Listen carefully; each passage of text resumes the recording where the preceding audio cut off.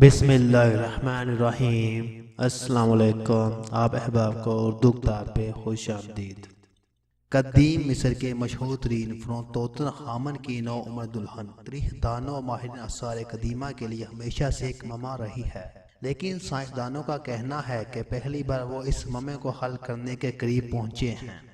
آخرکار انہوں نے وہ جگہ دریافت کر لی ہے جو ان کے خیال میں توتن خامن کی نو عمر اہلیہ سینامون کی آخر آرامگاہ ہو سکتی ہے۔ اس مقبرے کے کھلنے پر بالآخر اس بات کے شواہد بھی مل سکتے ہیں کہ یہ وہی شہزادی تھی جس کی شادی اس کے دادا، باپ اور پھر سوتیلے بھائی سے کروا دی گئی۔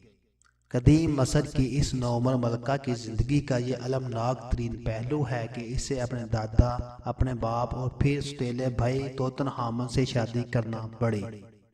تازہ ترین دریافت مصر کے سابقہ وزیر نو درات زہی ہوا، جو کہ عالمی شہرت یافتہ ماہر آثار قدیمہ بھی ہیں۔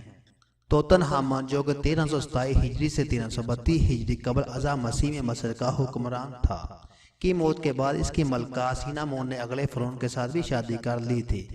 دریافت شدہ مقبرے کو کھولنے کا کام شروع کر دیا گیا اور ماہرین آثار قدیمہ کا کہنا ہے کہ انہیں بڑی حد تک یقین ہے کہ اس میں دفن کی گئی ممی سینامون کی ہی ہے۔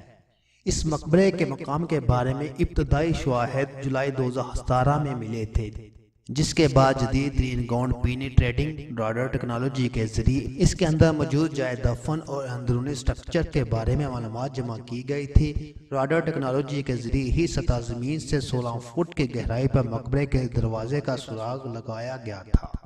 یہ تھا آج کا ہمارا واقعہ۔ اگر آپ کو ہماری یہ ویڈیو پسند آئے تو ایسی اچھی ویڈیو دیکھنے کے لیے اردو کتاب کو سبسکرائب کریں۔ شکریہ، اللہ حافظ۔